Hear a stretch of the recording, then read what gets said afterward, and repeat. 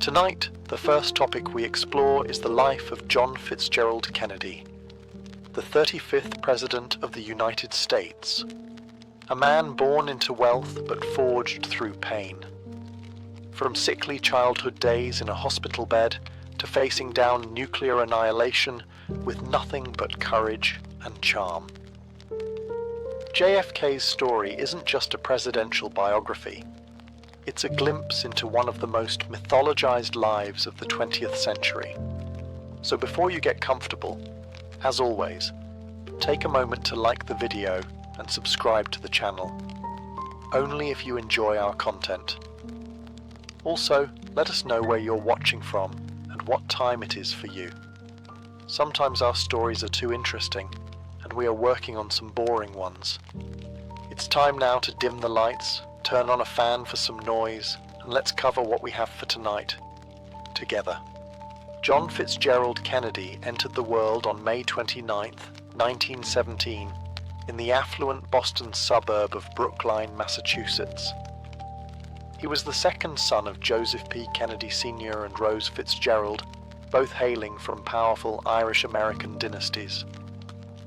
His birth seemed destined for greatness, but from the start, Jack's life was anything but easy.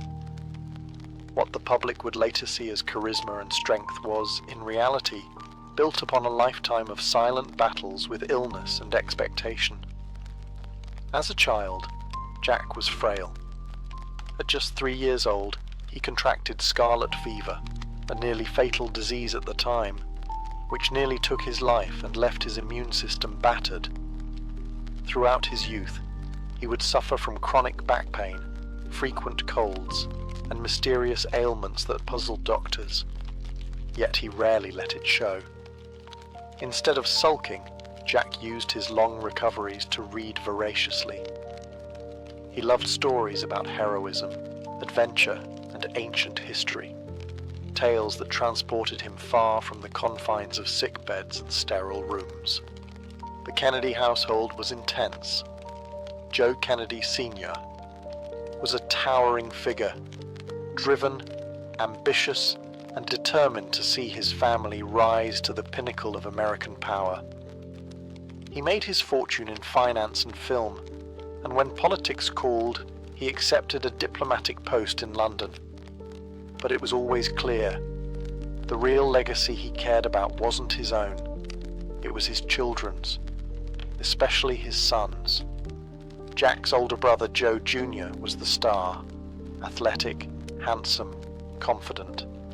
Everyone assumed he would be president one day. Jack, by contrast, was smaller, thinner, and less physically robust. But he had something even more potent: wit, curiosity, and a quiet inner resilience that grew with every hospital stay and setback. At school, Jack was mischievous and charming, but never quite top of the class, not because he wasn't smart, but because his health often pulled him away. Still, he managed to earn his way into Choate, a prestigious prep school, where he began to emerge from his brother's shadow. Teachers noted his intelligence. Classmates remembered his dry humor and keen sense of observation. No one suspected that this sickly second son would one day hold the nuclear codes, or charm the world with a smile that hid decades of pain. But Jack Kennedy was learning something far more valuable than just politics or academics: how to endure. As the 1930s gave way to the storm of global war, John F. Kennedy stood at a crossroads. He had just graduated from Harvard in 1940 with a thesis-turned-bestseller titled Why England Slept, a bold analysis of British appeasement before World War II. While most sons of privilege might have used that as a stepping stone to academia or diplomacy, Jack had a different path in mind: service. Despite his chronic back problems, Kennedy was determined to fight. He used his family's influence to secure a commission in the US Navy, a move that many questioned given his physical condition. But Jack wasn't interested in watching history unfold. He wanted to shape it. And so, in 1943, Lieutenant Kennedy was sent to the South Pacific, where his quiet courage would define him. While commanding a patrol torpedo boat, PT-109, Jack and his crew found themselves in one of the most harrowing episodes of the war. In the dead of night, a Japanese destroyer rammed their small craft, splitting it in two and throwing the men into shark-infested waters. 2 crew members died instantly, the rest clung to debris. Here's where the myth of JFK was born, not from speeches, but sweat and grit. With his injured back screaming in pain, Kennedy swam over 3 miles towing a wounded sailor by a life jacket strap clenched between his teeth. For the next 6 days, he led his men through the jungle, surviving on coconuts and hope, until they were finally rescued. For his leadership, Kennedy was awarded the Navy and Marine Corps Medal. But the deeper impact was internal. He had faced death and survived. He had proven himself not just to his father or his country, but to himself. The fragile boy was gone, replaced by a man who understood duty, sacrifice, and the weight of command. Returning home a war hero, Kennedy's story quickly became the stuff of legend. Reporters praised his bravery. The public fell in love with his modesty and good looks. And his father, Joe Sr., wasted no time. He saw the window wide open. If Joe Jr. had been the plan, Jack was now the destiny. The political machine would begin to turn, and it would turn with Jack at its center. When John F. Kennedy returned from the war, he brought with him more than medals. He carried the gravitas of someone who had faced death and come out wiser. While still physically fragile, Jack had developed a quiet authority, one that people noticed instantly. His father, ever the strategist, sensed the timing was perfect. America was rebuilding, and voters were hungry for new faces, fresh voices, and war heroes they could believe in. In 1946, just a year after the war ended, Jack launched his political career by running for Congress in Massachusetts' 11th district. He was only 29 years old. Though many assumed he'd ride purely on his family name and wealth, Jack surprised them. He campaigned with intensity, shaking hands, visiting factories, and engaging with working-class citizens in ways that felt genuine. His war record earned him respect, but it was his charm and sharp intellect that won hearts. He won the election handily, stepping into the House of Representatives at a time when post-war America was redefining itself. But Kennedy wasn't content to remain a backbencher. In speeches, he questioned orthodoxies, challenged party lines, and positioned himself as a thoughtful, independent Democrat. Over 6 years in the House, Jack learned the art of politics, how to listen, when to speak, and what to avoid. By 1952, his sights were set higher. He challenged Henry Cabot Lodge Jr., a Republican incumbent, for a seat in the U.S. Senate. The race was fierce, expensive, and closely watched. Jack's sisters and mother campaigned tirelessly, and his father funded a media blitz unlike anything Massachusetts had seen. The strategy paid off. Kennedy won, defeating Lodge in a stunning upset. As a senator, Jack continued to grow in stature, but he still battled severe health issues in private. Addison's disease, a dangerous adrenal disorder, and worsening back pain. He underwent risky spinal surgeries that left him near death at one point, but the public knew almost nothing. The Kennedy mystique was carefully protected. Despite it all, Jack's political star only rose. His speeches began to echo with national ambition. He was photogenic, eloquent, and young in an era yearning for a new direction.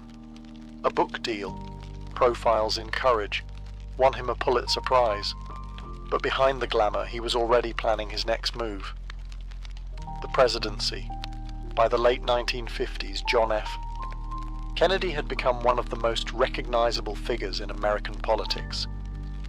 He was young, articulate, and polished, a refreshing contrast to the older, more conservative political establishment. Behind the scenes, he was working relentlessly. Though his health remained fragile and his back often left him in agony, Kennedy was singularly focused on one goal: becoming President of the United States. In 1960, at just 42 years old, he officially announced his candidacy for the Democratic nomination. Skeptics were quick to circle. He was too young, too inexperienced, too Catholic. America had never elected a Catholic president, and anti-Catholic sentiment still ran deep in many parts of the country. But Kennedy and his campaign leaned into the criticism and transformed it into strength. "I am not the Catholic candidate for president," he famously declared. "I am the Democratic Party's candidate for president, who also happens to be a Catholic." The campaign was sharp, modern, and built for television, a medium Jack mastered with ease. His team understood optics, charisma, and the power of clear messaging. Meanwhile, his opponent, Vice President Richard Nixon, carried a reputation for political cunning, but lacked Kennedy's calm magnetism. The tipping point came during the first ever televised presidential debate. Nixon appeared pale and visibly uncomfortable, while Kennedy exuded confidence, charm, and poise. For the first time, American voters weren't just listening, they were watching, and they liked what they saw. The election was one of the closest in US history, but on November 8, 1960, Kennedy emerged victorious. At 43, he became the youngest man ever elected president, and the first Catholic to hold the office. His inauguration in January 1961 drew massive crowds. The speech he delivered became instantly iconic. "Ask not what your country can do for you. Ask what you can do for your country." To many, it felt like a new era had begun, one of vitality, vision, and hope. The Kennedy White House would soon be nicknamed Camelot, a term borrowed from Arthurian legend, evoking the sense of grace, charm, and almost mythic promise. But behind the glittering image lay immense challenges, foreign and domestic, that would test Jack's leadership to its very core, and the world would be watching. John F. Kennedy entered the White House with soaring expectations, but he quickly discovered that the presidency was far less forgiving than the campaign trail. Within just 3 months of taking office, he faced his first major test, and it would become one of the most embarrassing foreign policy blunders in US history. The plan, inherited from the Eisenhower administration, involved a CIA-backed invasion of Cuba. The goal was to overthrow Fidel Castro, the newly entrenched communist leader just 90 miles from American shores. The strategy? Train a group of Cuban exiles, land them covertly at the Bay of Pigs, spark an uprising, and topple the regime. Simple on paper, disastrous in execution. On April 17, 1961, the invasion began, and fell apart almost immediately.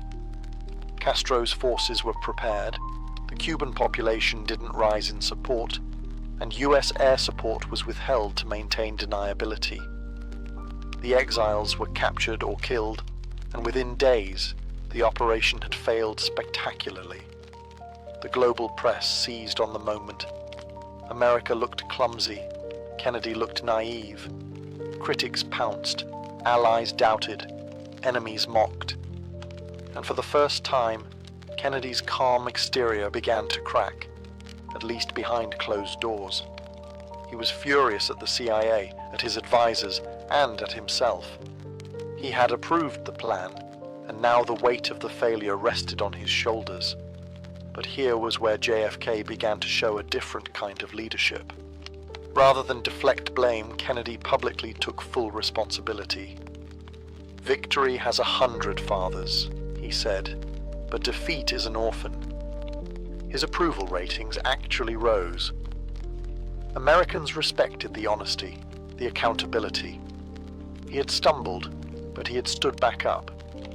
Privately, though, the Bay of Pigs haunted him. It shook his trust in military advisors and intelligence reports. It made him wary of quick solutions and overconfident planners. And it planted a seed that would bear fruit in the tense months ahead, when missteps wouldn't just cost reputation, but risk global annihilation.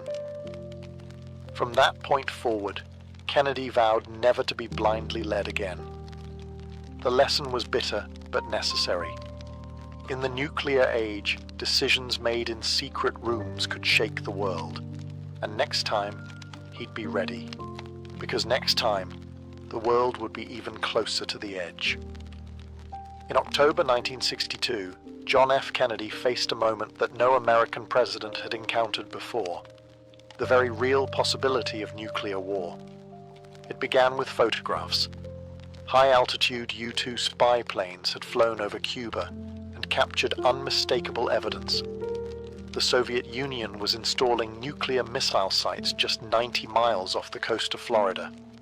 Missiles that, once operational, could strike nearly every major US city in minutes. The stakes were unimaginable.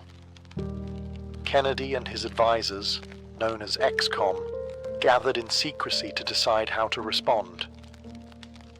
The military wanted immediate airstrikes, followed by an invasion. Others urged diplomacy.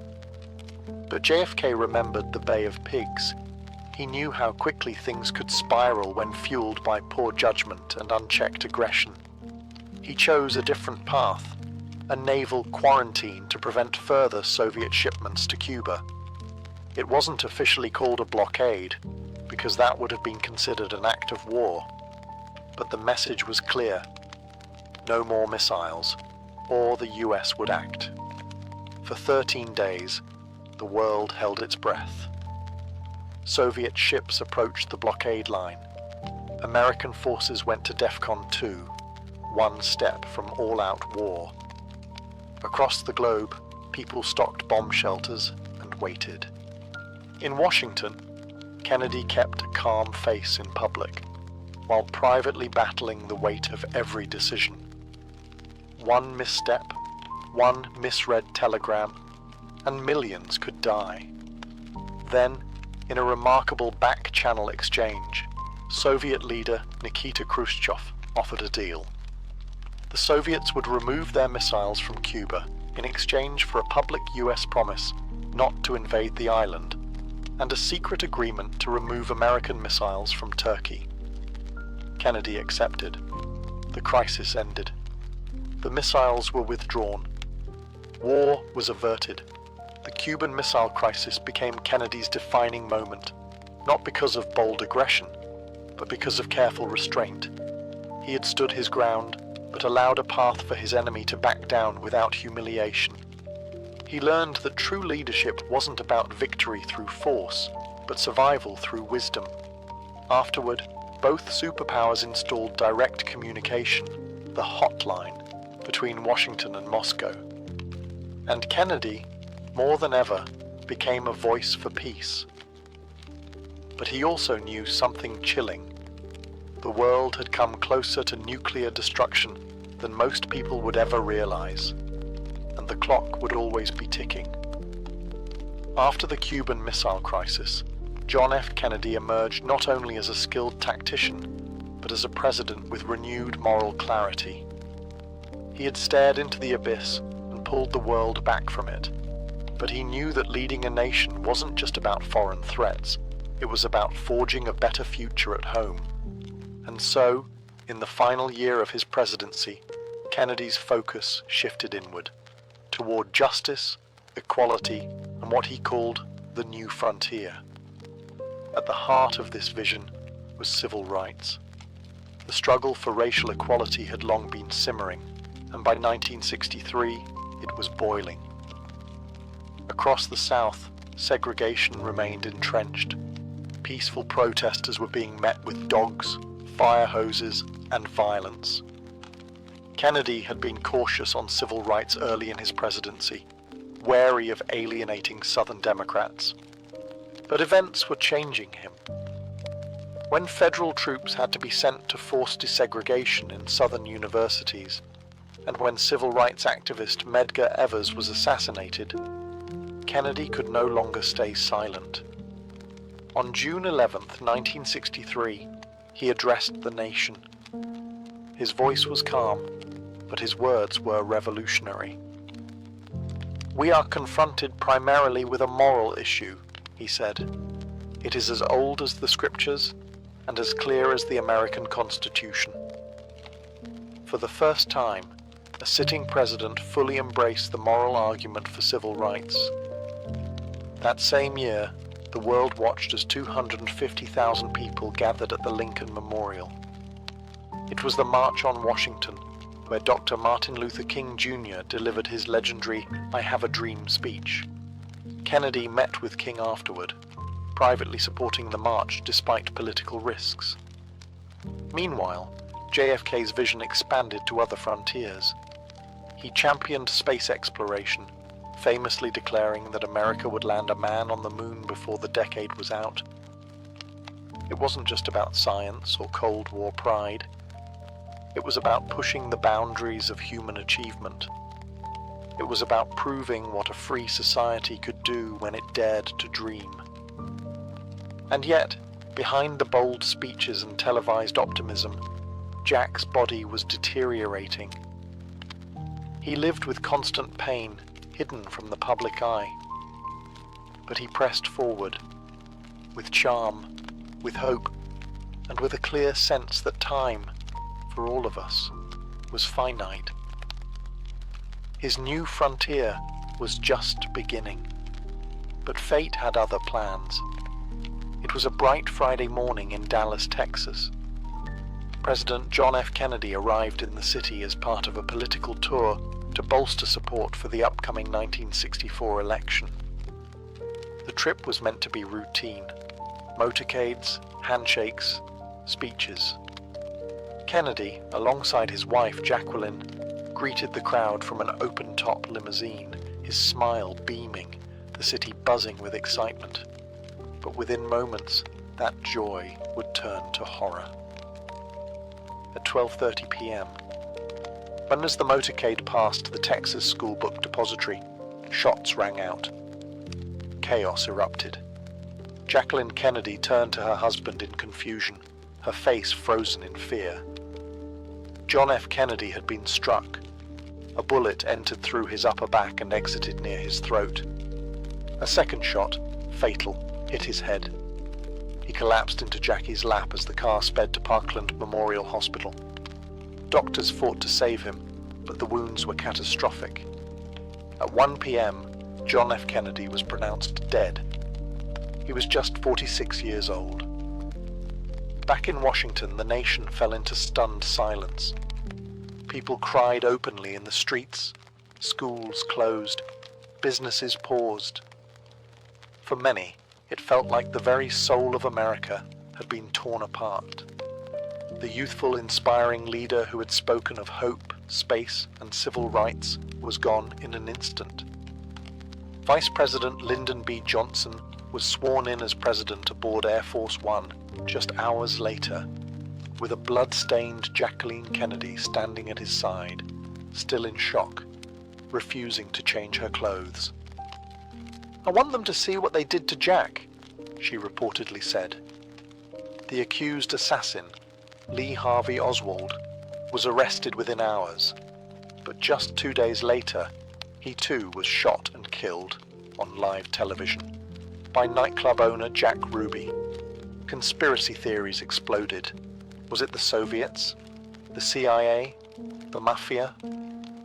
Decades later, the full truth remains debated, but one fact is indisputable: the loss was profound. John F. Kennedy's funeral was a national moment of mourning. Foreign dignitaries walked in solemn procession. A riderless horse led the way, and in the silence of Arlington National Cemetery, little John John saluted his father's casket, a gesture forever etched into America's memory. The dream of Camelot was over. the world had stopped in Dallas. In the years following his death, John F. Kennedy's life transformed from political biography into enduring myth. The man who once walked the halls of the White House became a symbol of youth, of hope, of what might have been. His presidency, though tragically brief at just over 1,000 days, left an imprint that continues to shape American identity and global politics. Many remember him first for his words, soaring, idealistic, unforgettable. "Ask not what your country can do for you," became more than a quote. It was a call to action that inspired a generation. His speeches elevated civic duty to something noble, making ordinary people feel like they were part of something larger, something historic. And in that way, he succeeded not just as a leader, but as a unifier. In foreign policy, Kennedy's greatest triumph wasn't victory, it was restraint. During the Cuban Missile Crisis, his refusal to act rashly may have saved the world. His approach to diplomacy, grounded in realism but reaching for peace, laid the groundwork for future arms control agreements and a brief thaw in Cold War tensions. His vision for space, realized years after his death, led to humanity's first steps on the moon, and that too bore his name. Domestically, his legacy is more complex. His full civil rights agenda would only pass after his death, under Lyndon B. Johnson. And yet, it was Kennedy who shifted the moral tone of the presidency, who elevated the conversation, and who stood, at last, on the side of equality when it mattered. But perhaps Kennedy's most lasting legacy isn't found in policy or politics. It's in the image. The young president, full of promise, the father playing with his children in the Oval Office, the man who endured constant pain with a smile, the leader whose life was cut short, leaving behind a haunting silence and the eternal question, what if? Today, his image adorns coins and memorials. His name graces schools, airports, and libraries. But his real monument is carved into memory, into the idea that leadership can be intelligent and inspiring, that even in a broken world, a better future can be imagined, and that sometimes the brightest lights shine the shortest. Long before espresso machines hissed and coffee shops lined every street corner, coffee began its journey in a place few people would expect, the ancient highlands of Ethiopia. Here, according to legend, a curious goat herder named Kaldi noticed something strange among his flock. His goats, after nibbling on the bright red berries of a certain wild shrub, began leaping with unusual energy, bleating and bounding through the hills like they'd been struck by lightning. Kaldi, intrigued, decided to try the berries himself. What followed, the story claims, was a burst of clarity and wakefulness that would change history, though Kaldi didn't know it at the time. Word of this magical plant spread to a nearby monastery, where monks experimented by boiling the berries into a bitter brew. They soon found it helped them stay awake through long hours of evening prayer. The bean, it seemed, had spiritual potential. Whether or not Kaldi and his hyperactive goats ever truly existed, historians agree that coffee's roots do trace back to Ethiopia. The plant, Coffea arabica, is native to the region and has grown there wild for centuries. Locals likely chewed the beans or mixed them with animal fat to create an early form of energy bite, long before brewing was ever imagined. From Ethiopia, coffee made its way across the Red Sea to the Arabian Peninsula, most notably to Yemen. By the 15th century, it had found a new identity, no longer just a stimulant, but a drink, prepared through roasting and brewing, much closer to what we recognize today. Yemeni Sufi mystics used the dark, energizing liquid to aid in their rituals, helping them stay awake during all-night chants and meditations. The drink was called kahwa, a word once used for wine, signaling the seriousness with which it was regarded. Coffee was not just a drink, it was an experience, a ritual, a bridge between the mundane and the divine. This transformation marked the beginning of coffee's long cultural journey. From a wild shrub in Ethiopia to the spiritual centers of Yemen, coffee was already more than a beverage. It was becoming a force, one that would stir minds, fuel ideas, and eventually change the world. By the 15th century, coffee had firmly rooted itself in the heart of the Islamic world. Its journey across the Red Sea brought it to Yemen, where Sufi mystics embraced it not just as a drink, but as a spiritual tool. In their dimly lit chambers, the rhythmic chanting of prayers was often accompanied by the warmth of freshly brewed kahwa. It sharpened the mind, banished drowsiness, and allowed devotees to reach deeper states of spiritual focus. Coffee, in this context, was divine fuel. From Yemen, the bean made its way north to Mecca, Medina, and Cairo, the great centers of Islamic culture. And with it came the rise of something revolutionary: the coffee house. Known as kave khane, these establishments weren't just places to sip a cup. They were the birthplaces of conversation, music, poetry, and debate. Men gathered to discuss religion, politics, philosophy, and literature. Coffee became the drink of thought, a companion to the mind. Nowhere did coffee culture flourish more brilliantly than in Istanbul, the beating heart of the Ottoman Empire. By the 16th century, coffee houses had become a cornerstone of urban life. Lavishly decorated, they hosted chess matches, shadow puppet shows, and intense philosophical exchanges. The Ottomans elevated coffee into an art.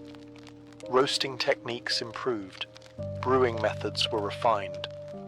The coffee pot, or sezve, became a common household item, but not everyone was delighted.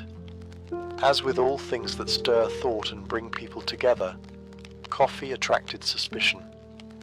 Some religious scholars denounced it, likening its stimulating effect to intoxication. Forbidden under Islamic law, coffee houses were periodically banned, accused of breeding sedition and political unrest. Authorities feared that too many awake minds in one room might conspire against them. Despite these crackdowns, the popularity of coffee only grew. People smuggled beans and brewed in secret. The bans, often short-lived, were eventually lifted. The Ottoman sultans themselves became avid coffee drinkers, and serving coffee to guests became a matter of hospitality and pride.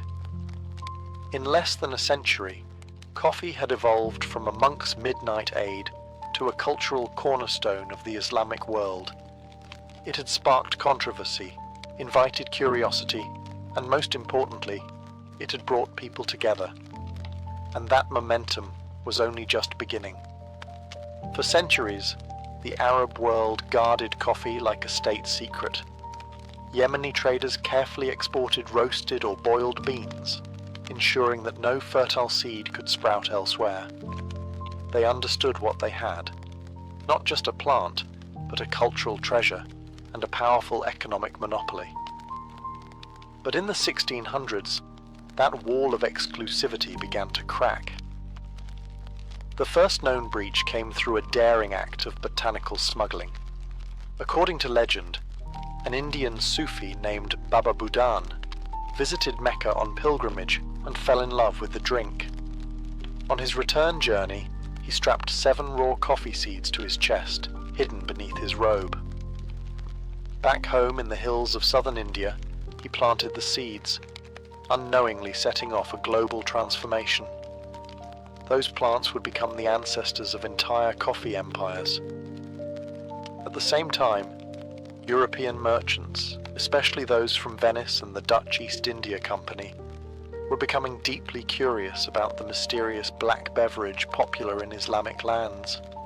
They saw opportunity and profit. Soon, coffee found its way into European ports.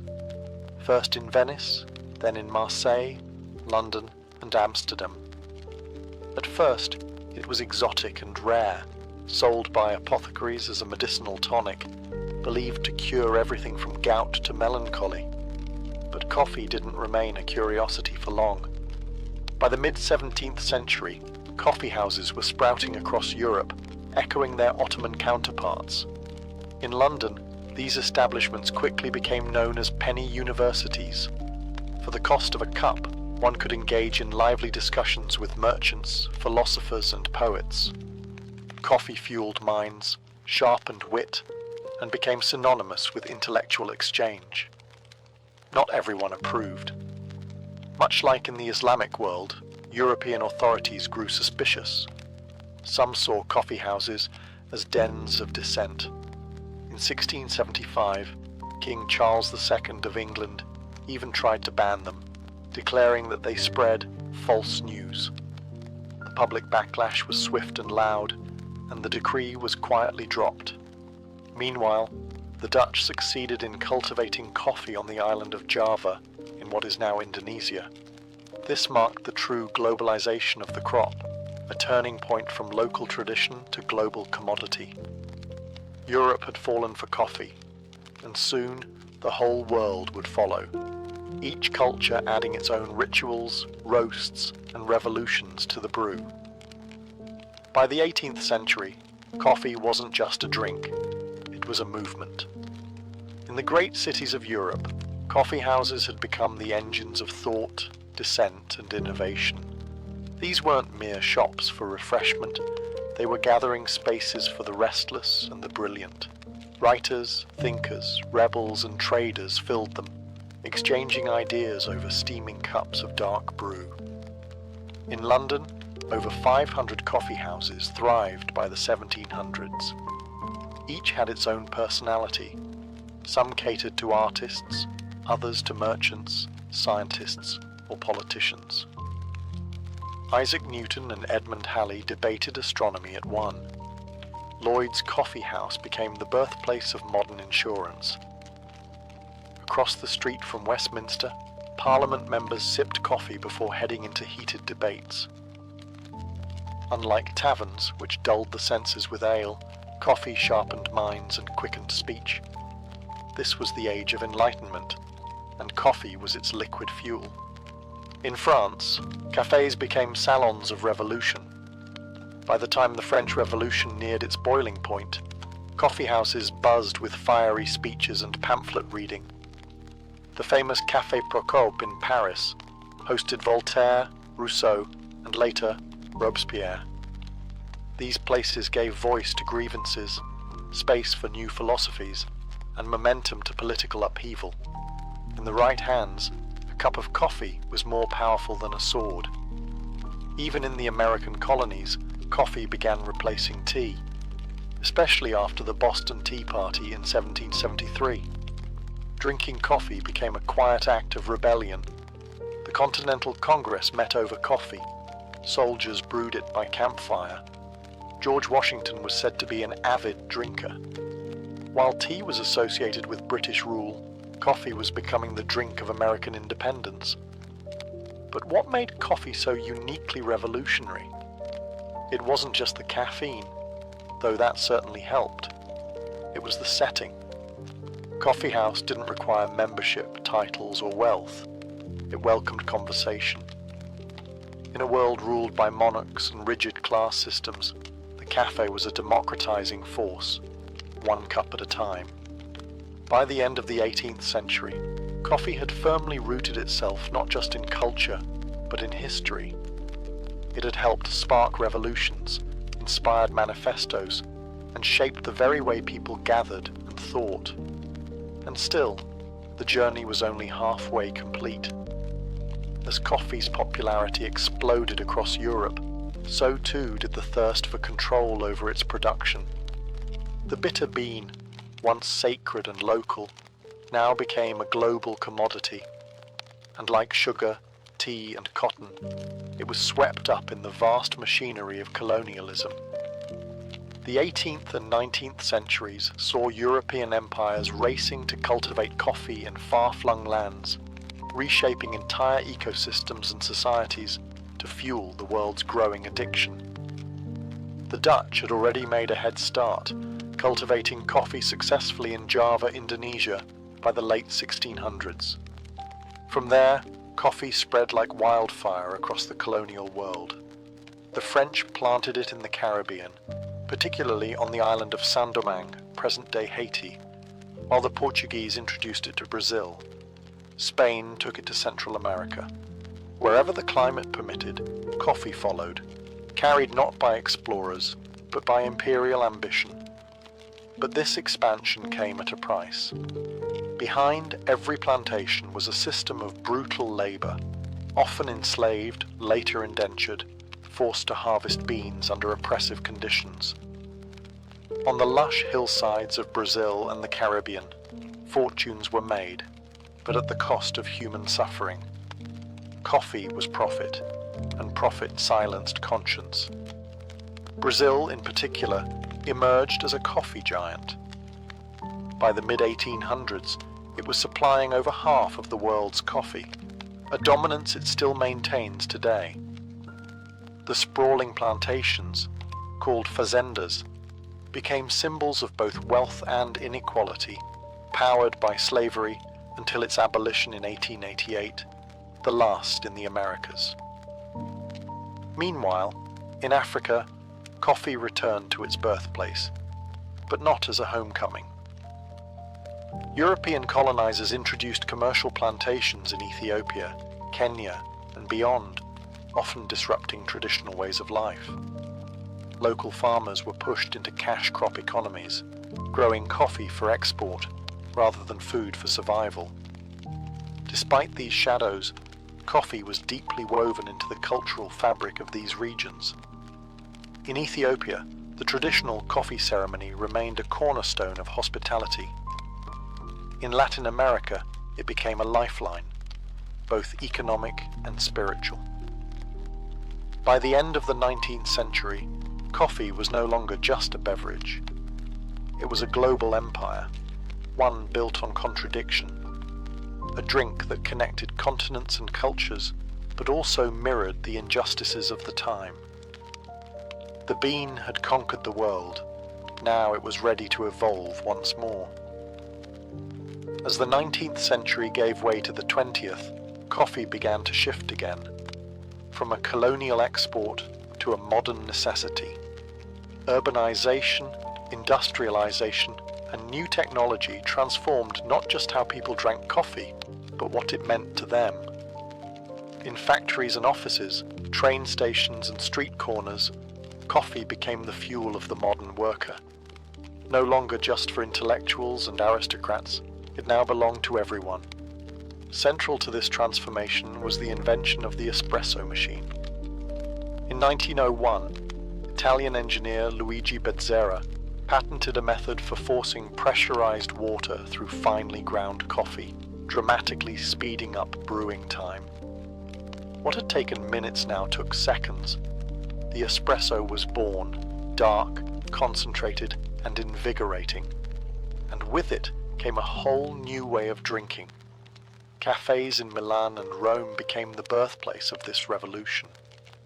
Unlike the slow, thoughtful pace of Ottoman or Enlightenment-era coffee houses, espresso culture was brisk, efficient, and bold. Italians stood at counters, took their shot of espresso, exchanged a few words, and moved on. It was coffee for the modern age, fast, strong, and unapologetically direct. Meanwhile, across the Atlantic, coffee was becoming the heartbeat of American life. Mass production made it accessible and affordable. In 1900, Hills Brothers began selling vacuum-packed coffee in tins, extending shelf life and expanding reach. During both World Wars, American soldiers were issued instant coffee in their rations, gritty, bitter, and beloved nonetheless. Coffee became a symbol of comfort and routine amid chaos. By mid-century, the world saw the rise of the diner, the percolator, and the break room. Coffee was everywhere, in thermoses on job sites, in paper cups on commuter trains, in kitchens humming with morning radio. It was no longer a ceremony or a luxury, it was a lifeline. But as convenience took over, something was lost. Instant coffee dominated, but often at the expense of quality. The deep, complex flavors of roasted beans were muted. For many, coffee had become background noise, a necessity rather than an experience. Still, the bean waited. Its next evolution would come not from technology or empire, but from a growing desire to rediscover its soul. A quieter revolution was brewing, one that would take coffee back to its roots, one careful pour at a time. By the late 20th century, coffee had reached near universal saturation. It was in every kitchen, office, and gas station, a dependable, if unremarkable, companion to daily life. But beneath the convenience and routine, a quiet rebellion was stirring. A movement that sought to treat coffee not as a commodity, but as a craft. Thus began what would come to be known as the third wave of coffee. Unlike the first wave, which prioritized access and mass production, or the second wave, which introduced cafe culture through giants like Starbucks, the third wave was about reverence. It treated coffee like wine, a product of terroir, care, and complexity. Small roasters, independent cafes, and curious drinkers began asking new questions. Where was this bean grown? Who grew it? How was it roasted? What flavors could be unlocked? This wave began in places like Portland, Oslo, Melbourne, and Tokyo, cities where a new generation of roasters experimented with light roasts, single origin beans, and alternative brewing methods. Chemex, AeroPress, siphon brewers, tools once reserved for laboratories, now appeared on cafe counters, inviting drinkers to slow down and engage. Baristas became artisans. Cuppings replaced quick sips. Coffee was no longer just about caffeine. It was about experience, ethics, and education. Central to this movement was transparency and sustainability. Roasters began forming direct relationships with farmers, bypassing exploitative middlemen. Labels on bags now read like stories, details about elevation, processing methods, and tasting notes. This wasn't just marketing, it was a shift in consciousness. Coffee was no longer anonymous. It had a name, a place, a face. But the third wave also brought tension. Prices rose, tastes changed. What had once been considered good coffee, dark, rich, strong, was now challenged by floral, acidic profiles that confused traditional palates. Some saw the movement as elitist or overly precious. Others embraced it as a long overdue correction. Still, the core idea remained powerful. Coffee is more than a morning fix. It is culture, agriculture, chemistry, and art, all in one cup.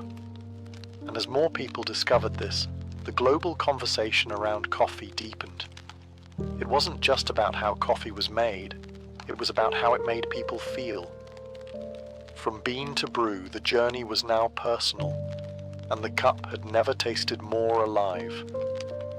Throughout history, coffee has been more than just a beverage.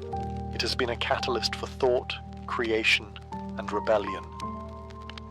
Wherever it has gone, it has found itself at the heart of movements, revolutions, and artistic awakenings. More than wine, more than tea, coffee has been the drink of the restless mind. In the salons of Enlightenment-era Paris, it fueled the philosophies of Voltaire and Diderot. In the smoky cafes of Vienna, it inspired composers like Beethoven, who reportedly measured his morning coffee by counting out exactly 60 beans per cup. Artists, writers, and intellectuals gathered over their brews, arguing over truth, beauty, and the chaos of the world.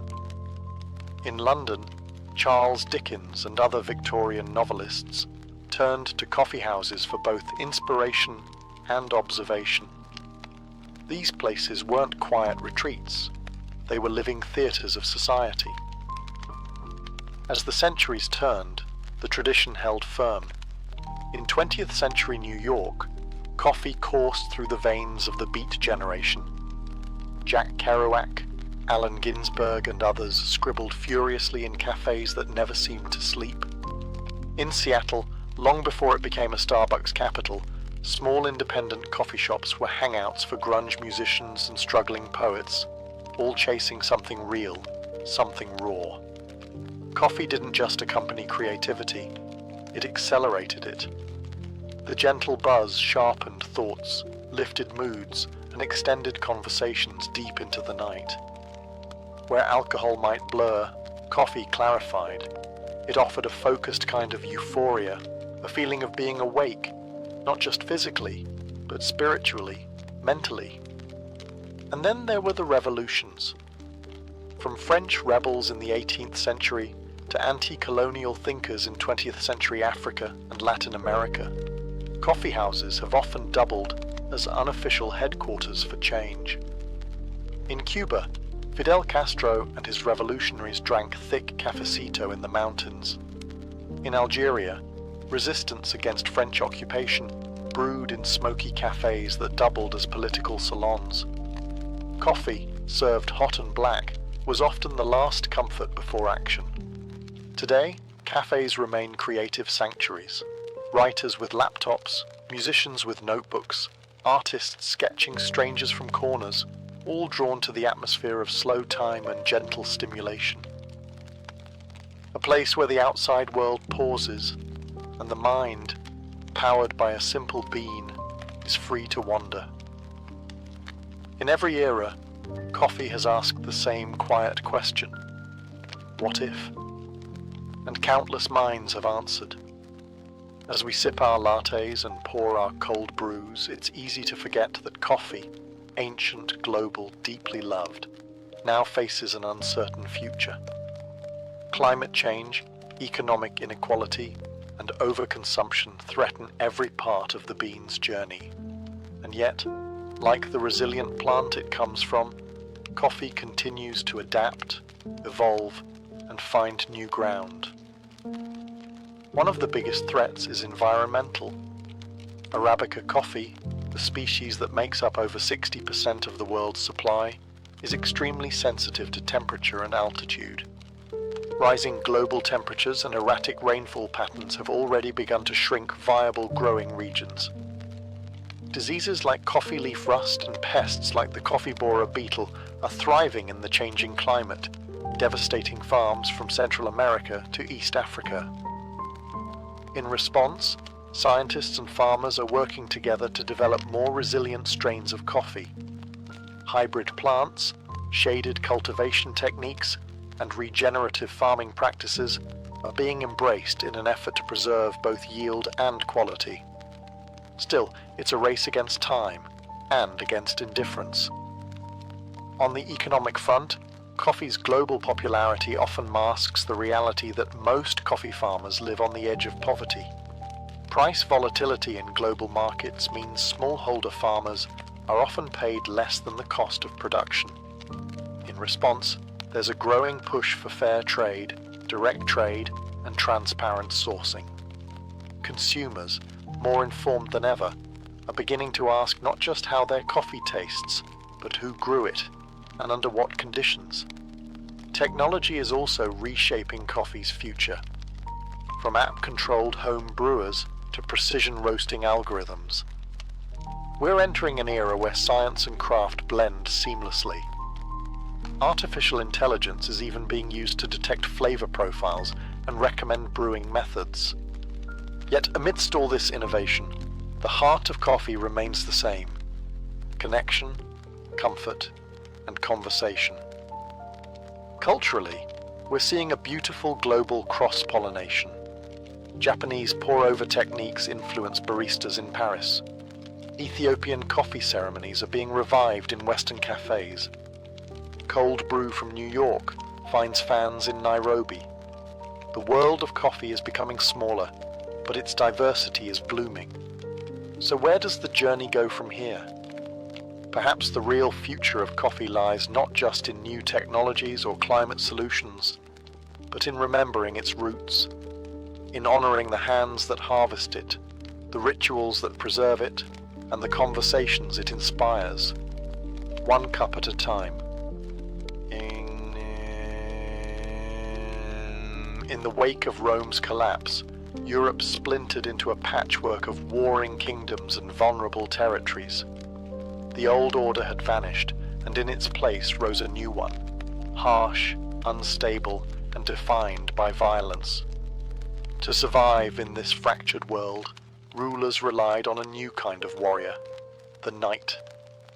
But the first knights were not the noble, chivalrous figures we imagine today.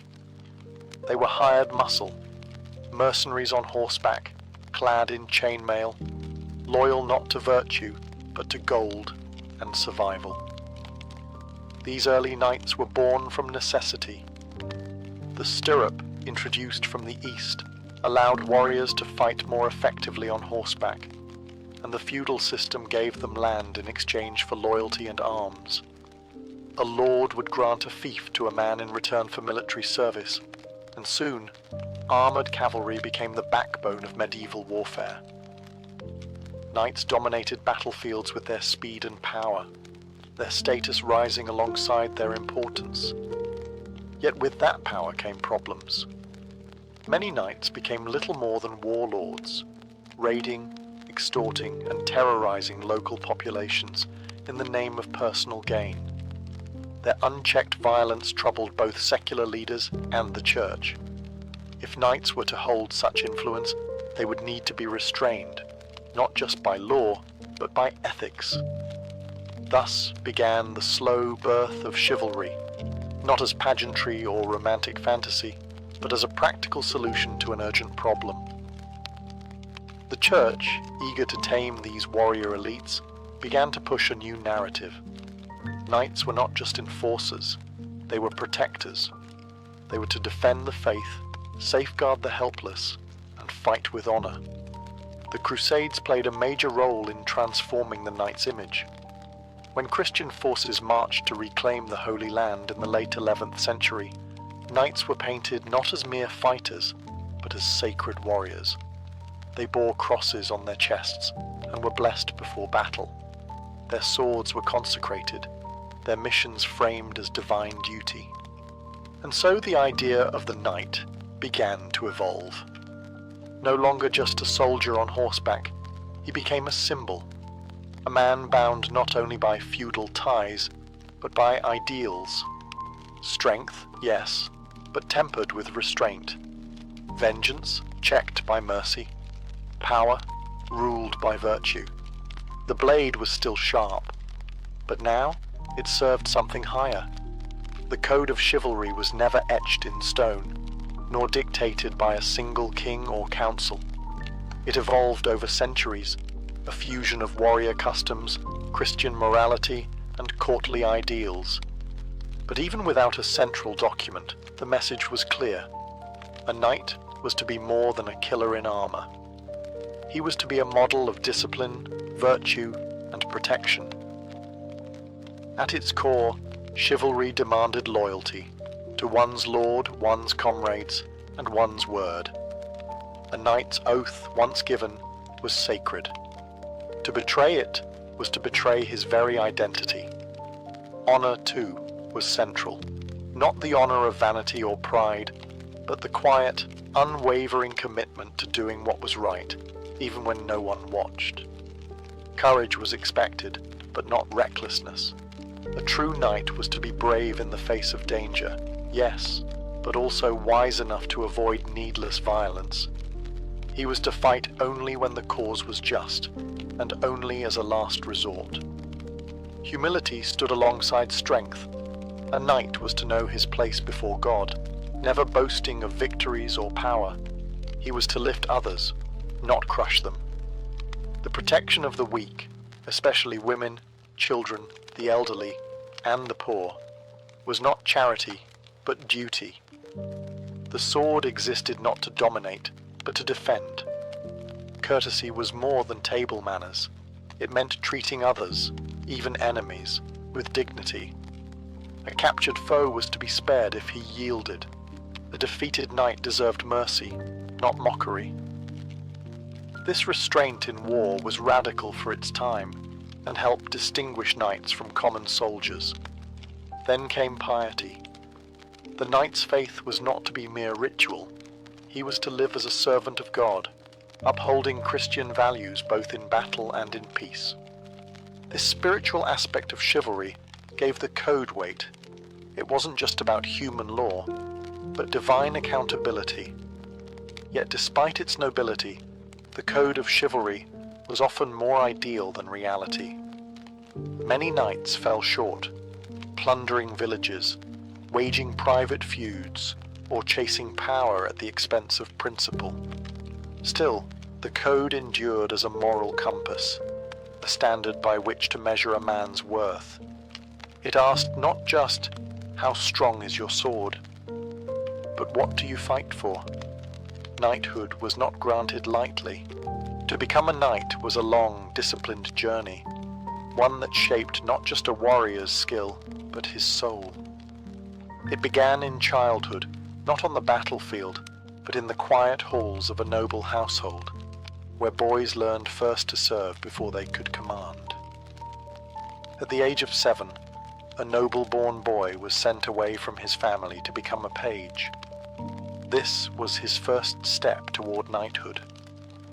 Life as a page was filled with discipline. He learned table manners, reading, Latin prayers, and the basics of etiquette. But it wasn't all formality. Pages also trained in physical agility, riding horses, and basic swordplay. Most importantly, they learned obedience. A knight, after all, had to follow orders before he could give them. By his early teens, the page would become a squire. This was a time of intense training, both martial and moral. Under the watchful eye of an older knight, the squire learned the art of combat, jousting, swordsmanship, archery, and care of armor and steeds. He would accompany his knight into battle, not to fight, but to serve. He cleaned weapons, tended wounds, and absorbed the code in action.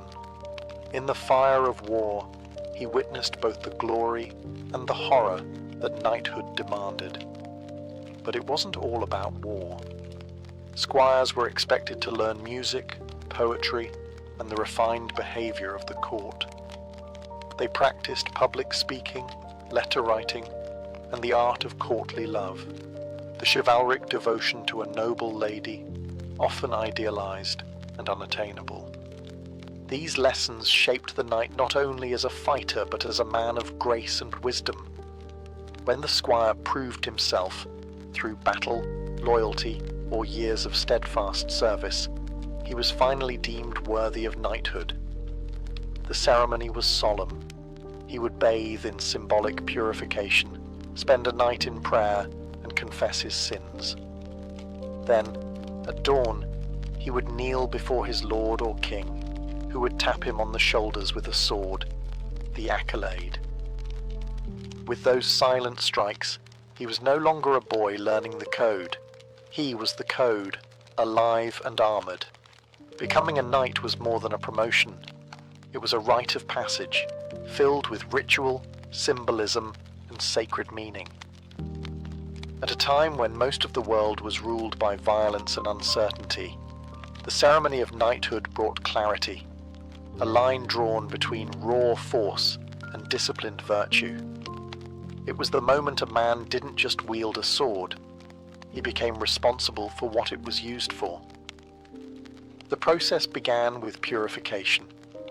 On the eve of his knighting, the squire would take a ritual bath, not merely for cleanliness, but to symbolize the washing away of past sins. Afterward, he dressed in a white tunic to represent purity, a red robe for courage, and a black cloak for humility, and his readiness to die in service. He would then enter a chapel for a solemn vigil. Alone or with others, he knelt before the altar, his sword resting beside him, and prayed through the night. This vigil was more than tradition. It was a final moment of reflection.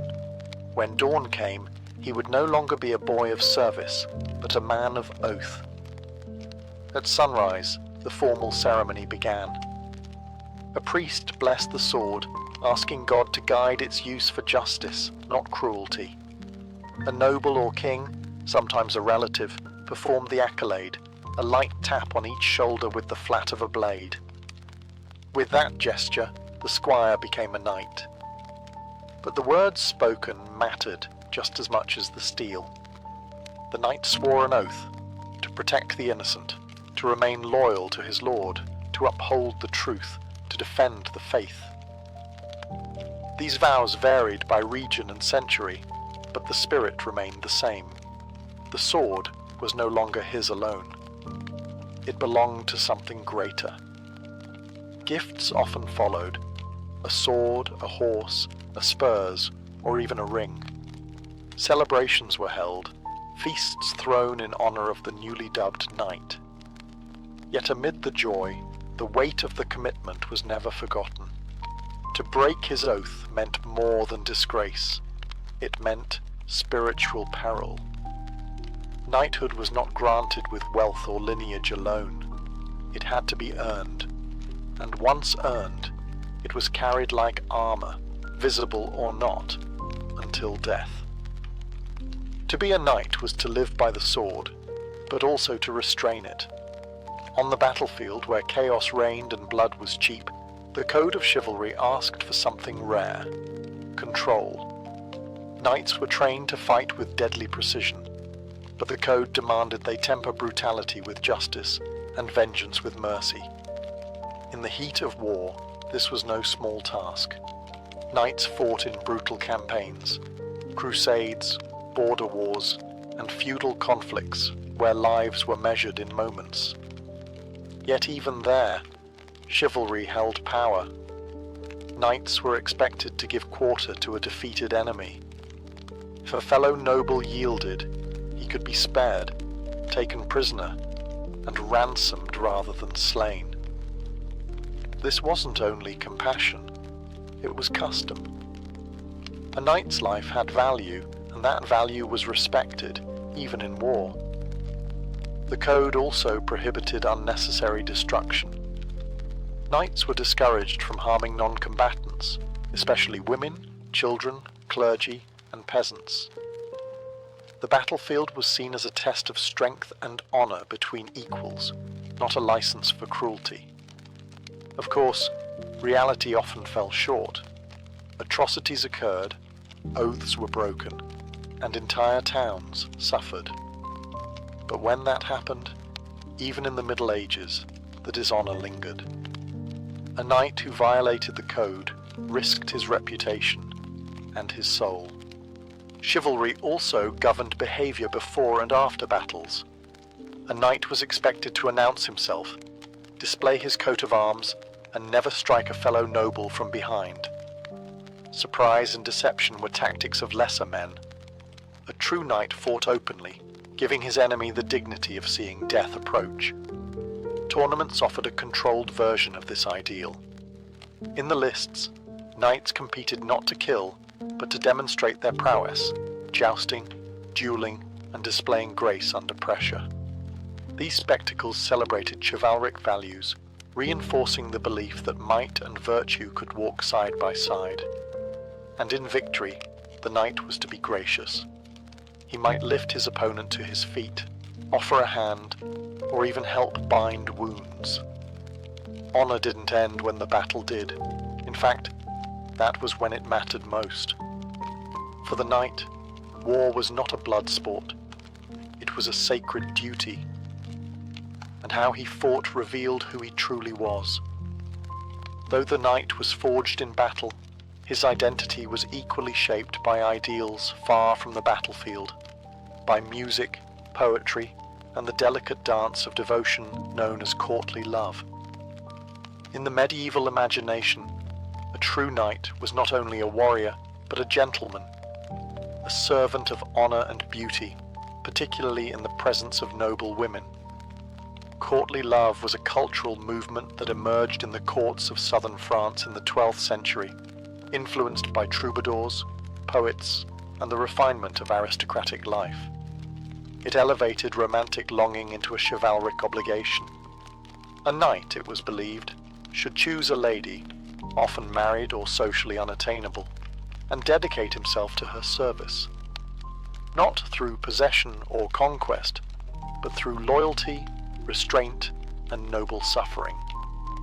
This love was rarely consummated. It was idealized, spiritual, and symbolic. The lady became the muse, the knight her humble vassal. He would wear her favor into battle, a ribbon, a token, and draw strength from her image. Songs were written, poems composed, quests undertaken, all in her name. In this way, the knight's sword was guided not only by honor, but by longing. But this was more than romance. It was a code within a code, a refinement of behavior. Courtly love demanded grace, patience, humility, and eloquence. It softened the edges of the warrior's life, reminding him that strength alone was not enough. To be truly noble, one must be gentle.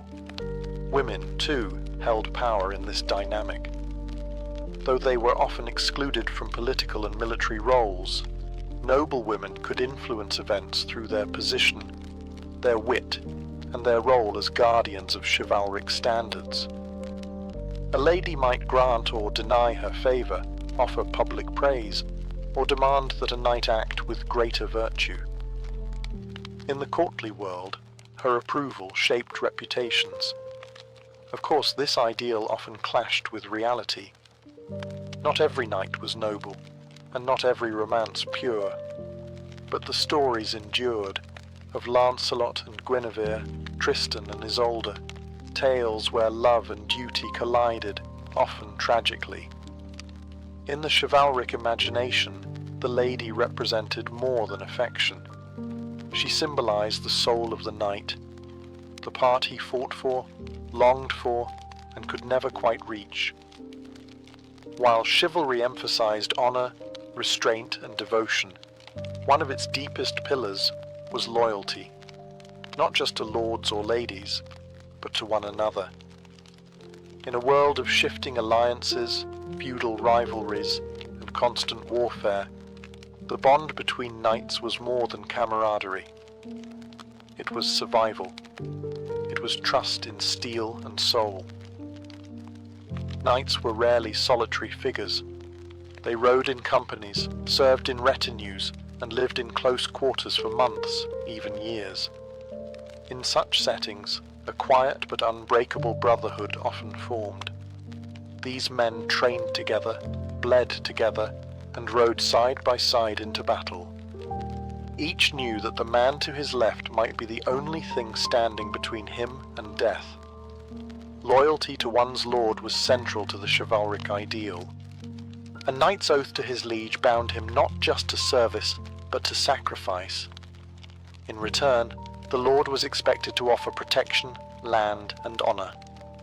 This relationship, sealed by solemn vows and often witnessed by clergy, was sacred. Breaking it was not just betrayal, it was treason.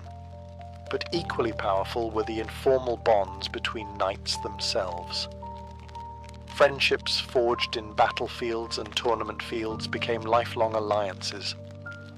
A knight was expected to stand by his comrades, defend their names, and, if need be, avenge their deaths. Reputation wasn't built alone. It was sustained by the respect of peers. Orders of knighthood, such as the Knights Templar or the Hospitallers, took this brotherhood even further. These were religious military communities bound by strict vows of poverty, chastity, and obedience. Their loyalty was to each other and to God above all else. Within these orders, the ideals of chivalry were not just practiced, they were enforced, cultivated, and turned into a way of life. This code of mutual respect extended even to enemies. It was not uncommon for knights on opposing sides to show admiration for each other's bravery, or to treat captured foes with dignity. A worthy enemy could still be a brother in arms, divided by loyalty, but united by the code. In the end, a knight's honor wasn't just measured by how he served his lord or loved his lady. It was revealed in how he stood by his brothers. When the arrows flew, the banners fell, and only loyalty remained. As the medieval world moved into the 14th and 15th centuries, the chivalric ideal faced a harsh new reality. The battlefield was changing. So was society. And while the code of chivalry still echoed in poetry and ceremony, the world it belonged to was beginning to disappear. Gunpowder was one of the first great disruptors. The invention of cannons and firearms rendered armor almost useless. A single musket ball could do what a sword could not: pierce plate steel, shatter lines, and bring down even the most skilled knight.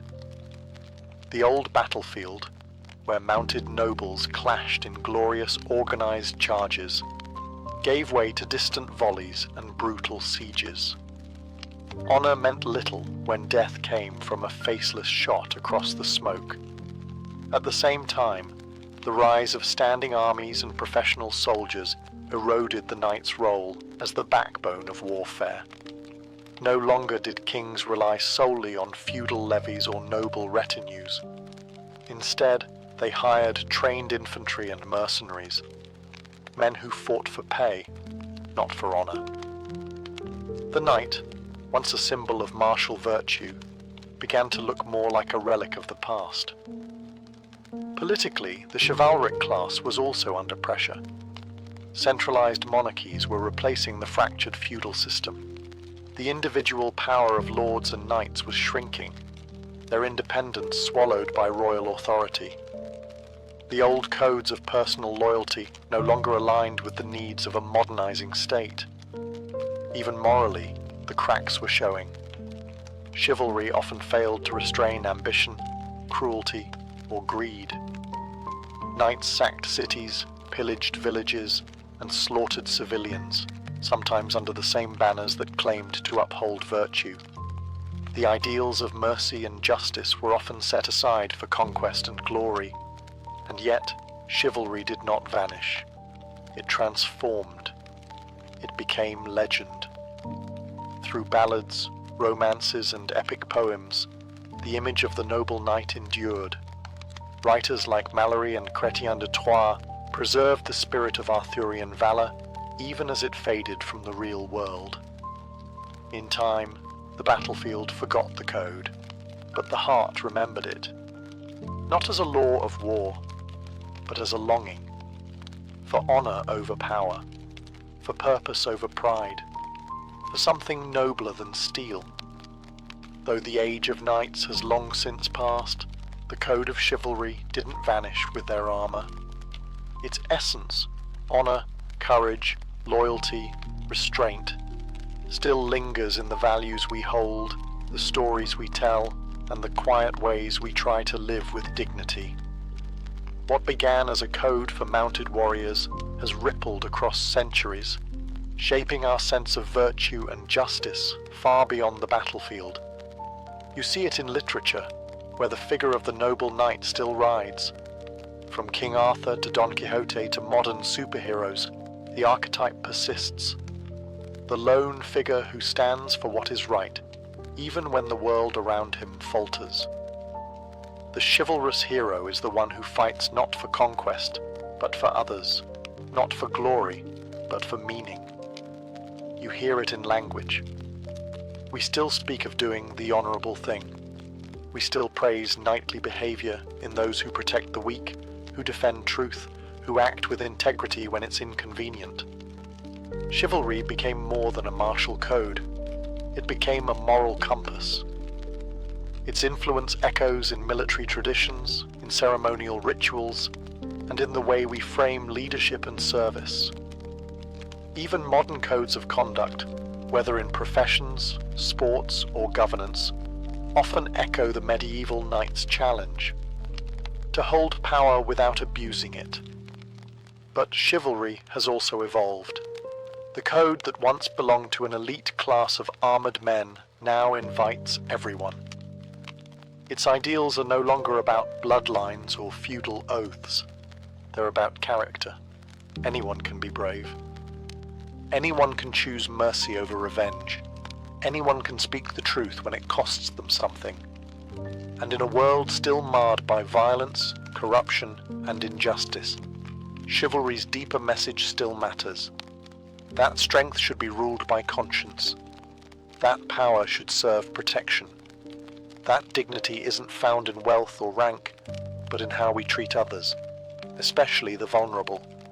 So while knights no longer ride beneath banners or swear fealty in candlelit chapels, their code survives, not as armor on a body, but as armor on the soul. And when we act with honor in quiet moments no one sees, we still carry the sword. Glass, for all its elegance and clarity, was born in chaos, from fire, sand, and chance. Long before humans understood its secrets, nature was already creating it. When lightning struck desert sand, or when volcanoes unleashed their molten fury, the extreme heat sometimes fused silica into a glossy, brittle substance, natural glass. Obsidian, jet black and razor sharp, was one of the earliest forms. To early humans, it was a gift from the gods, used for blades, arrowheads, and sacred tools.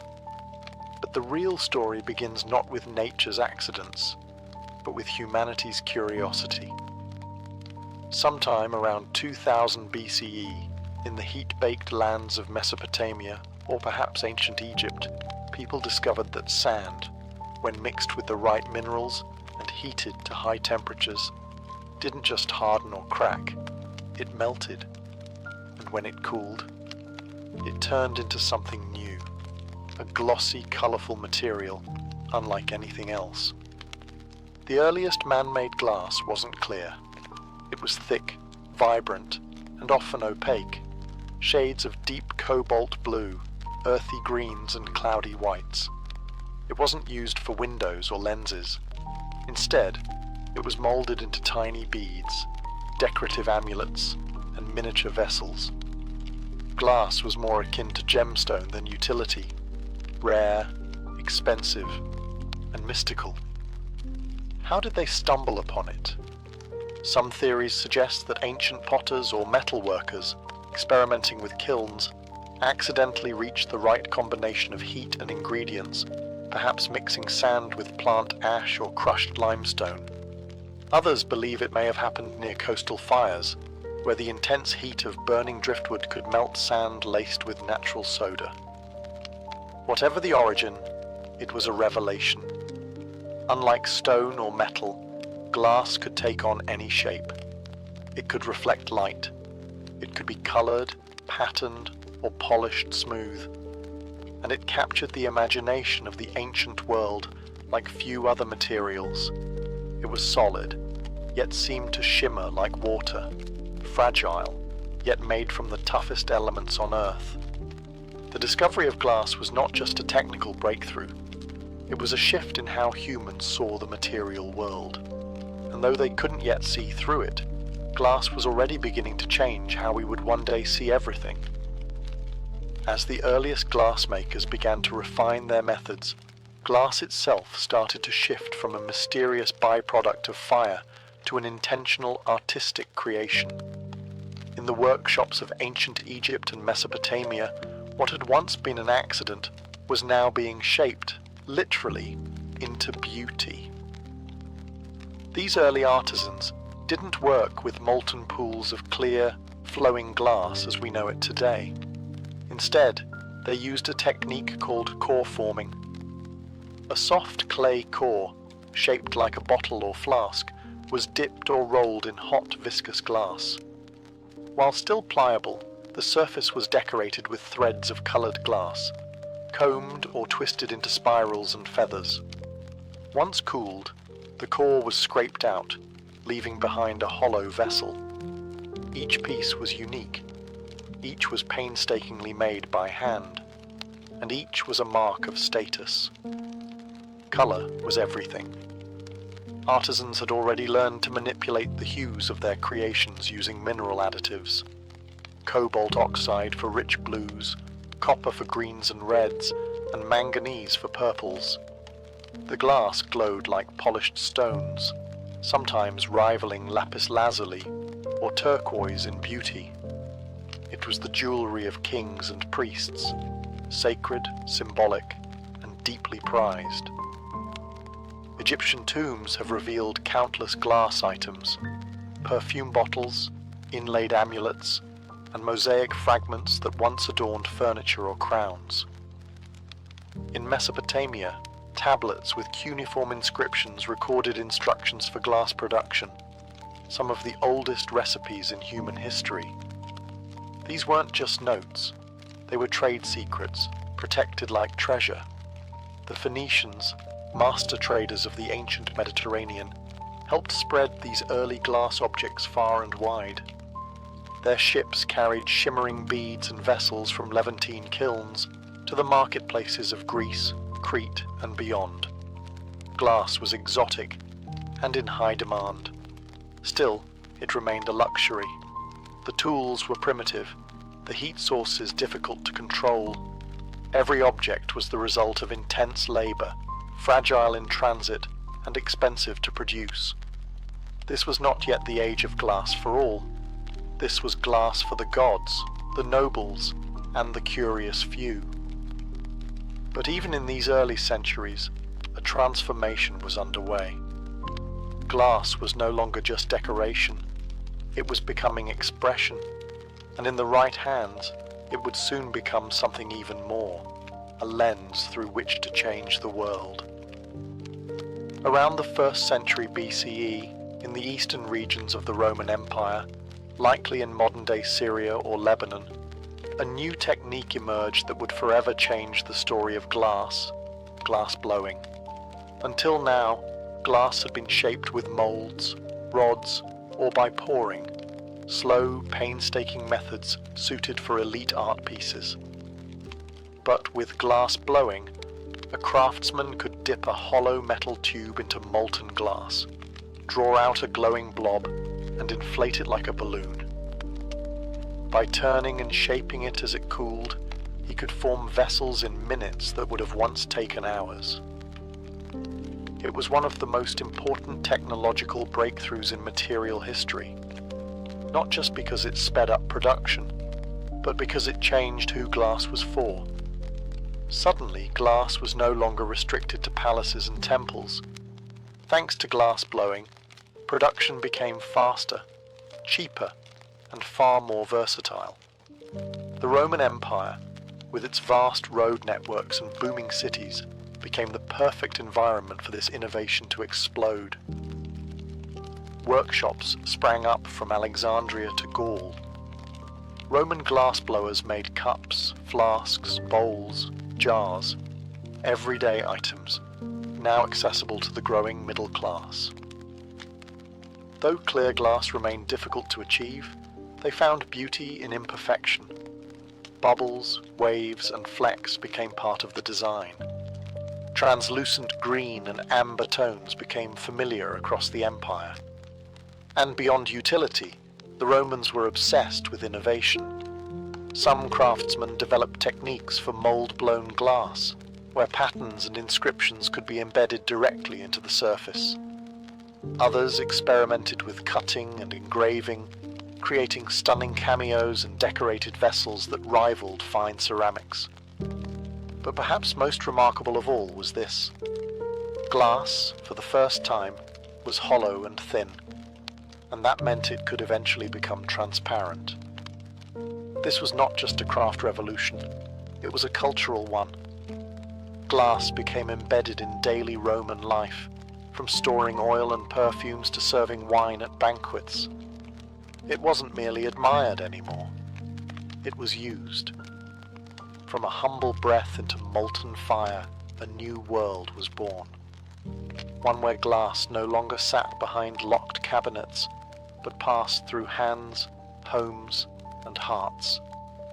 The age of glass had truly begun, and it was only getting clearer. With the mastery of glass blowing and the expansion of the Roman Empire, glass was no longer just a material of beauty. It began to reshape how people physically saw the world. The next great leap came not in color, but in clarity. Roman glassmakers discovered that by adding manganese dioxide during production, they could decolorize glass, reducing the greenish tint caused by iron impurities in the sand. The result? A pale, almost clear glass. For the first time in history, people could see through glass, not just at it. This gave birth to an entirely new concept, the glass window. In Roman bathhouses and villas, flat panes of glass were cast or spun and set into stone openings, letting in filtered light while keeping out the elements. These early windows were cloudy and irregular, but they changed everything. Buildings no longer had to rely solely on open air and wooden shutters. Light could now be invited indoors, softly, mysteriously, through sheets of fire-born stone. Though true transparency remained limited, the symbolism was profound. Glass wasn't just decoration or utility anymore. It became a medium of light. Centuries later, in the medieval world, this idea would explode into full artistic and spiritual expression.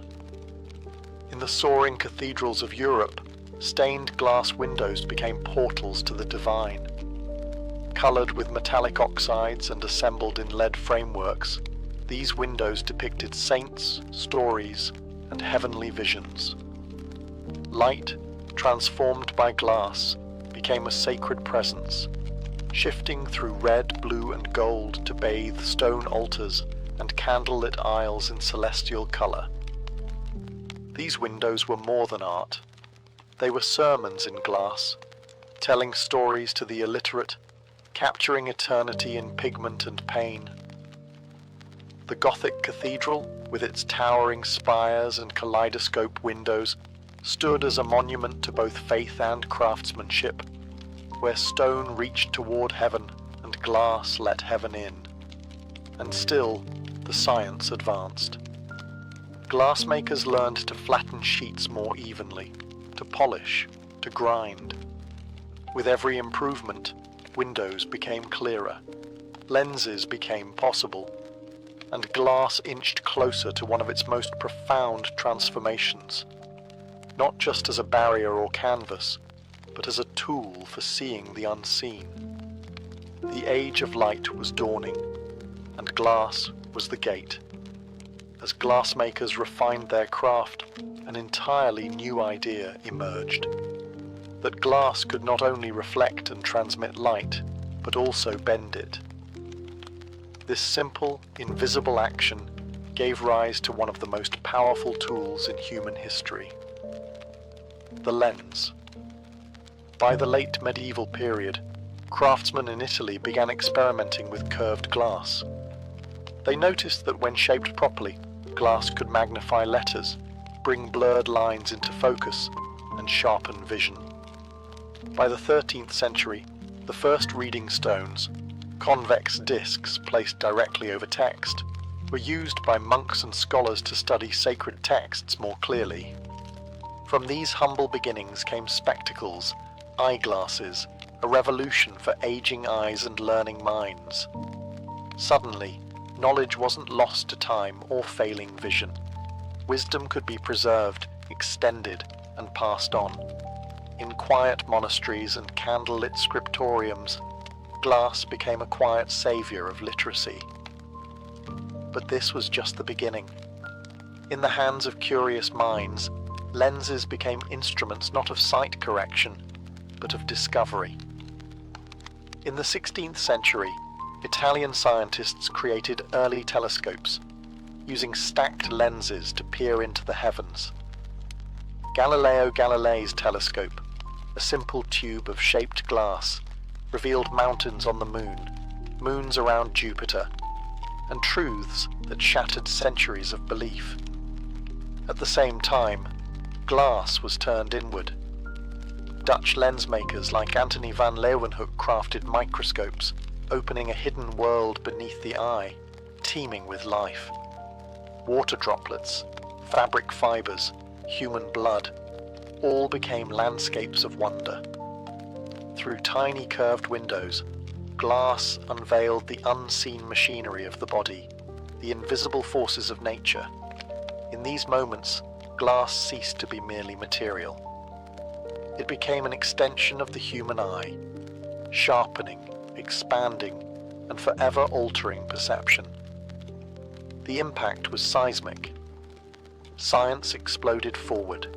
Biology, astronomy, physics, all were reshaped by what glass allowed us to see.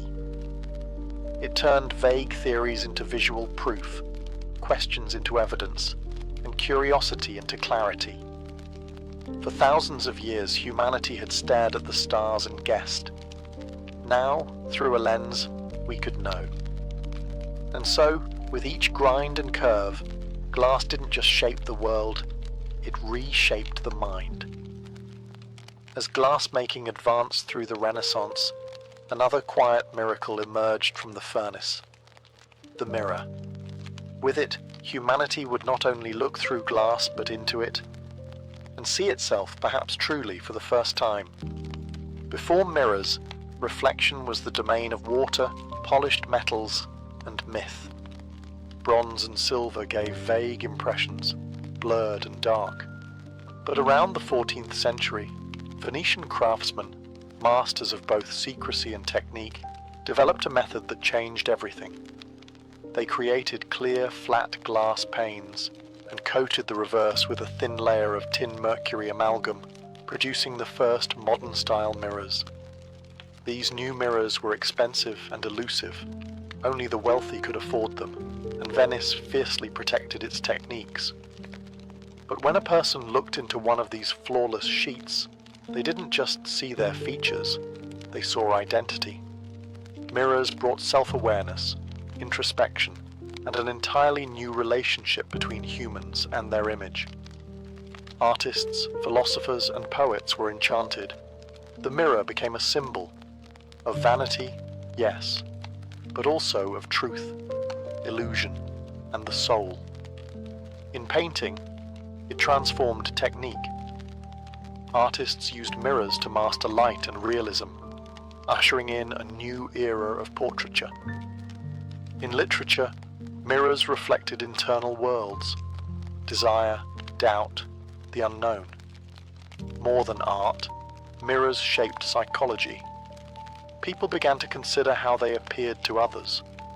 Mirrors encouraged grooming, fashion, and presentation. In a way, they taught us how to see ourselves as separate beings, individuals with a face, a gaze, a presence. And spiritually, the mirror held mystery.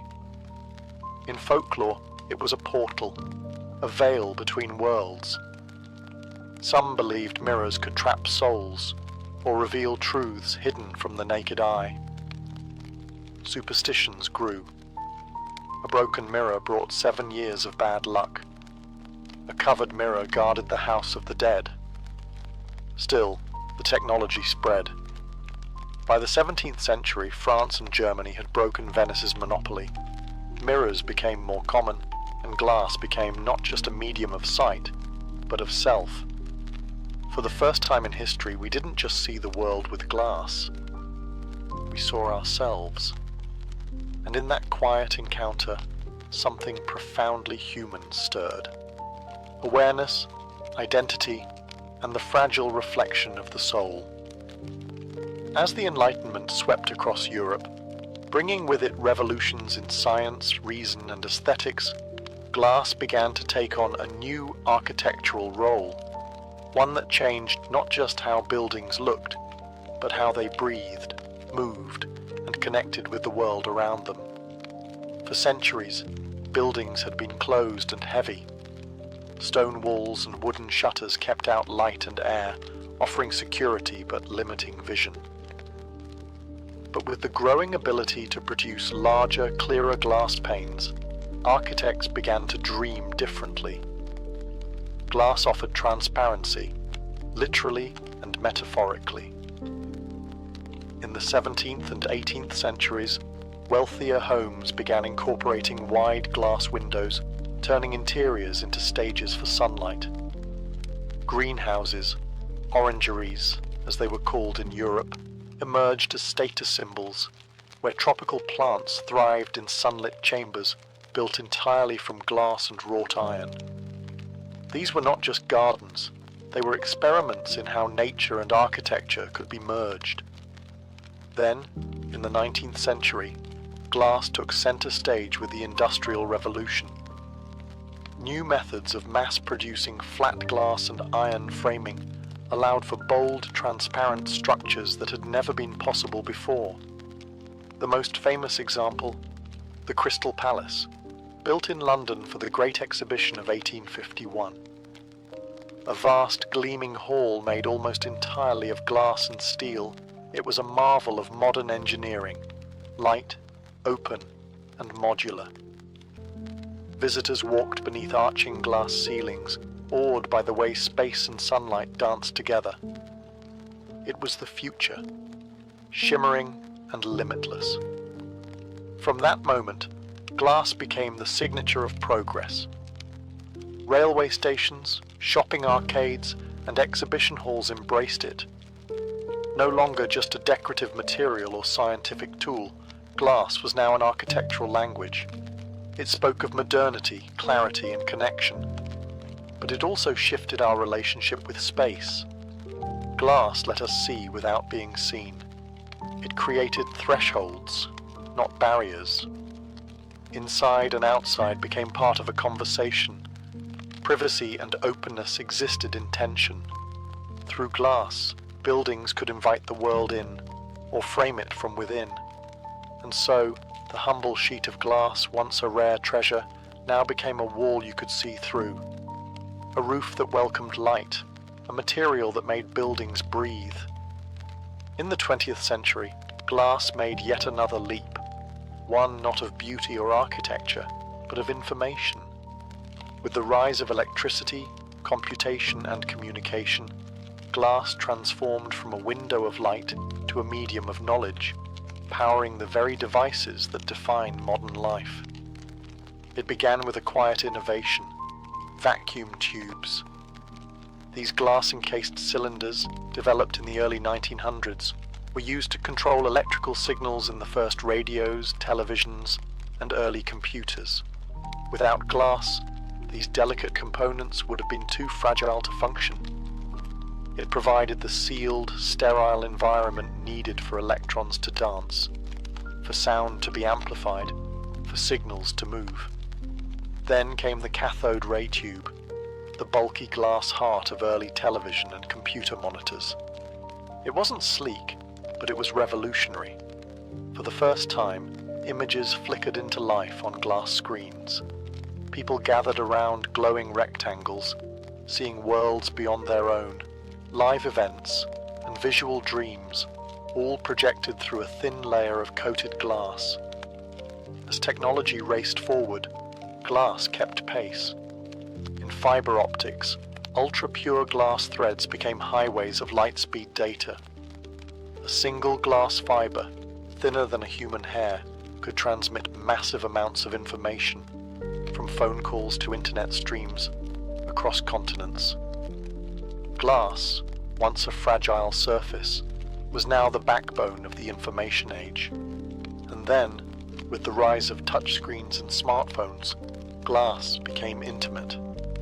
Engineered glass, chemically strengthened, scratch-resistant, and impossibly thin, became the surface we carry in our pockets, tap with our fingers, and stare into for hours each day. It responds to touch, pressure, and light. It listens, it guides, it connects. We no longer just look through glass. We interact with it. We live behind it. Glass is no longer rare. It's everywhere, in the lenses of satellites and the screens in our hands, in data cables beneath oceans and solar panels on rooftops. It's not just a material, it's an interface. From molten sand to glowing pixels, glass has become the silent partner in the digital revolution. Fragile, transparent, and yet strong enough to carry the weight of the world's knowledge. As we move deeper into the 21st century, glass, one of the world's oldest materials, remains at the frontier of what comes next. Though forged from something as humble as sand, glass has continually reinvented itself, adapting to each new era's imagination. And the story is far from over. Today's scientists and engineers are exploring glass not just as a passive surface, but as an active, intelligent material. Smart glass, capable of changing opacity at the touch of a button, is already being used in modern buildings, airplanes, and even car windows.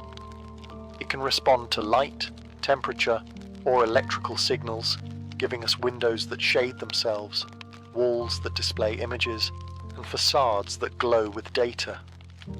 In the realm of sustainability, glass is stepping into the role of energy harvester. Transparent solar panels, made with photovoltaic glass, can generate electricity while letting in natural light. Imagine skyscrapers whose very windows power the floors they surround. A quiet revolution, one pane at a time. In medicine, bioglass is helping regenerate bones. In space, glass ceramics protect spacecraft from the extremes of the cosmos. And in the growing field of quantum computing, ultra-pure glass environments are essential for the manipulation of qubits, the building blocks of tomorrow's digital universe.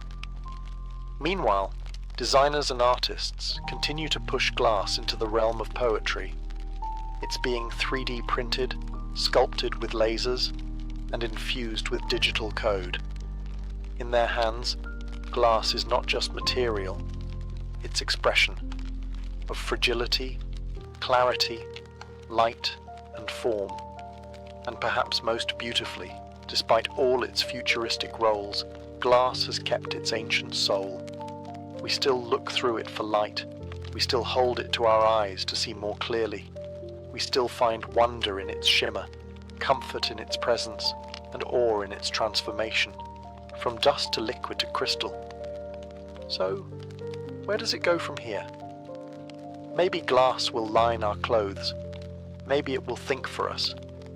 Maybe it will vanish into transparency altogether, quietly shaping the world while remaining invisible. Or maybe, just maybe, it will continue doing what it always has, helping us see more clearly. Not just the world outside, but who we are within it.